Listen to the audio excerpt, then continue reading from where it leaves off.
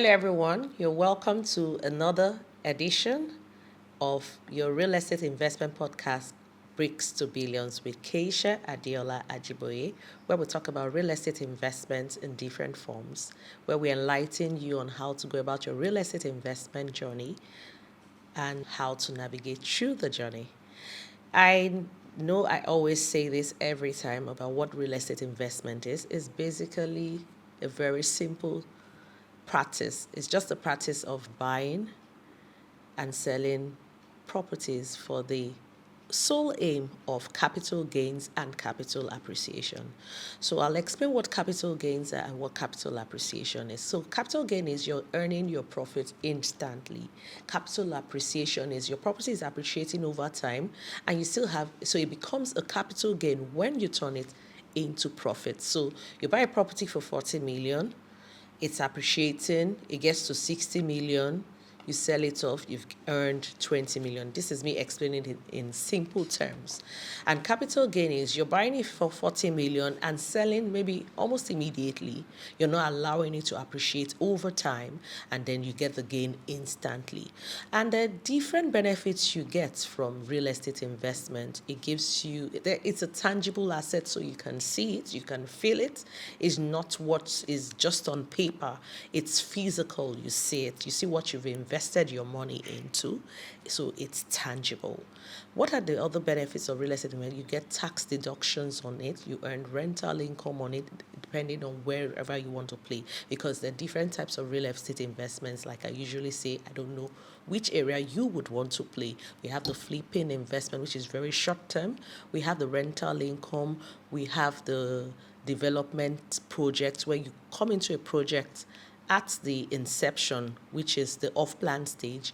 You buy into it and then you exit at a time you want to, maybe before completion. You make your money, move on. So you can do different things at different times. You can do the development projects where you put in your money, exit before completion, go into the flipping investments, buy a dilapidated building, revamp it within 3 to 6 months, put it back into the market. It all has its own dynamics as well. We have the vacation properties, where you buy a vacation property, use it for short stays.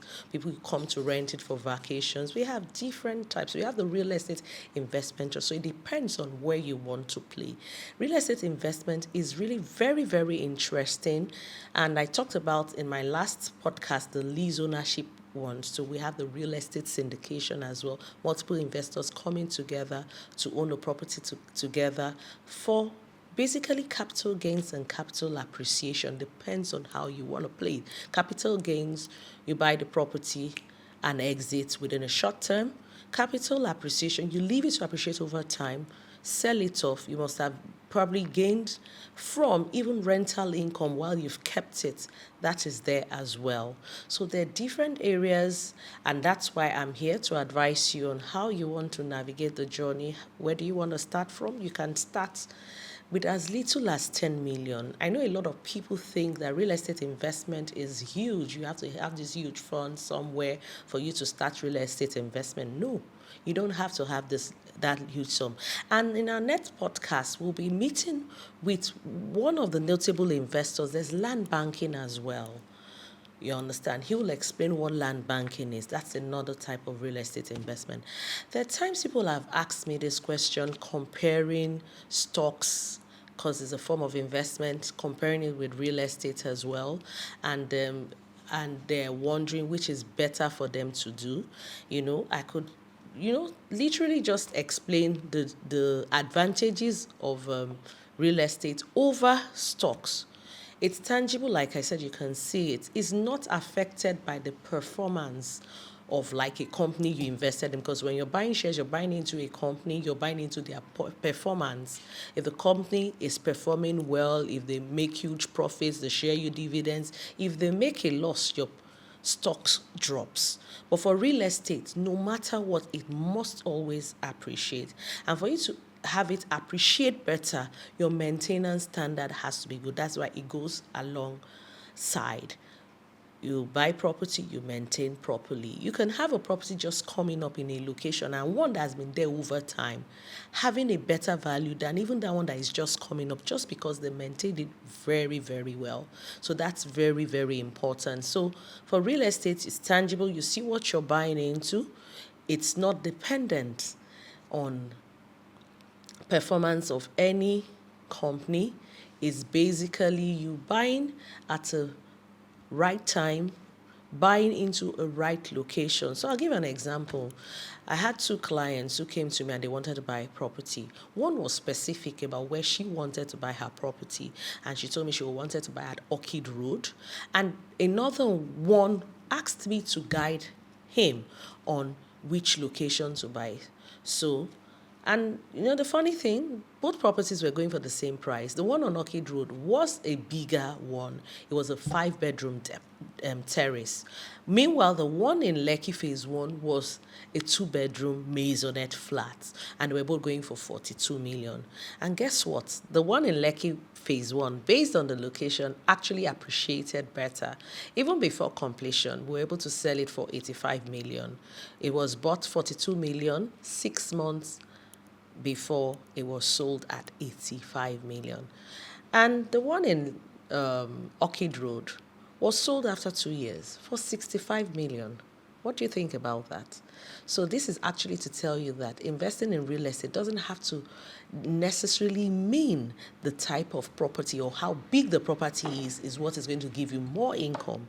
It's basically knowing the strategy for investing in real estate, knowing that location is very key. Now, if we compare Orchid Road and Lekki Phase 1 together, the infrastructure in Lekki Phase 1 is far developed compared to Orchid Road. Orchid Road, the roads are being worked on. We want to believe that once the roads are better, the property value would increase. But Lekki Phase 1 has a whole lot going on. Same with Orchid Road. But truthfully, Orchid Road is still being developed infrastructure-wise. Yes, there are a lot of, restaurants, we have bars, we have schools, we have hospitals. Same with Lekki Phase 1. But when you look at both, the infrastructure in Lekki 1 is better roads, better drainages compared to Orchid Road. Bigger apartment, smaller apartment, one earned more income, the other one earned less income. So the one that earned more wasn't for a very short period of time, just 6 months. While the one in Orchid Road was after 2 years, and it was actually a struggle to sell. So real estate investment is very, very strategic, and you always need an advisor. Don't think you can just go into it without understanding how the market works, without understanding the timing, without understanding the location, without understanding where to even put your money. So it's not every project you're going to invest in. That's why I'm here to guide you to know the kind of projects that you can invest in. I look at durability, I look at track record of the developer, I look at the viability of the project. All those are things we put into consideration, and we look at the returns on the investment. And returns is basically calculating what you gain based on what you've invested. It's just a simple formula. It's the project cost minus the price you sold it for over the cost times 100%. That is your net income over your cost times 100%. There are lots of terms we use in real estate, and I'm sure, they sound very bogus and all of that, and I'm just trying to simplify it as much as possible. In my next podcast, I'll be talking about a lot of terms in real estate, how they're used, what they mean, the types of properties we have, for you to understand better, for you to know how to go into it. Let's look at another classic example. We're talking about lease ownership schemes here. I had a customer who bought into a lease ownership scheme at 9 million in Ilukbeju. And that lease ownership scheme was basically a studio apartment. She had to furnish it. All investors who bought into that project were told that the project was going to be used strictly for short lease, and that's what the project was used for. Every month she gets 250,000. In 3 years now, she's gotten over 6 million on her investment of 9 million. in December, when the occupancy rate for shortlet is at the optimum, she gets as much as 400,000. Doesn't that sound interesting? It's not about buying a bogus property. It's not about me having big money before I can go into real estate investment. It's about you starting now and starting with what you have. Speak to an advisor, let the person educate you, let the person tell you how you're going to go about it. If you have 5 million, it could be a real estate syndication you'll do, and then you buy into a lease ownership scheme. If you're saying, oh, I don't want to tie my money down for long, it could be a flipping investment you go for. Buy a dilapidated property, put it back into the market and sell. And before you buy that, it has its dynamics as well. That is why we're here to guide you. There's a way you go about it. You must have checked the market to know what the value of properties are going for.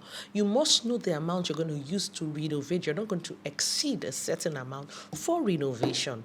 So that's that. We have the ones that you have little money, you have a limited time you want to do the investment, you want it to be a short term. You can go into a project on off plan.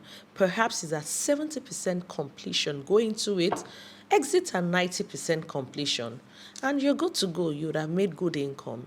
So I hope today you enjoyed this podcast. I was able to educate you about real estate investment. Would you want to give it a try? Which areas are you looking at? Do you want me to guide you? How much do you have? When do you want to start? And then I'll tell you the time to start is now. And I want to end this podcast without appreciating one of my investors, a good friend of mine, for the beautiful gifts she gave Bricks to Billions. This mug, this branded mug for Bricks to Billions, and a throw pillow for Bricks to Billion. She's one of my good investors who believe in us. We've always had good real estate investments. I've given her advisory services severally, and so she decided to appreciate me with this beautiful gift. And part of the lightning we used for this podcast was actually gifted to me by a prospective investor of mine, Elo Elisik Boutique. I patronize her, and I believe one day she's going to be patronizing me too and gaining from being a real estate investor. Thank you for listening and have a beautiful week ahead. Thank you.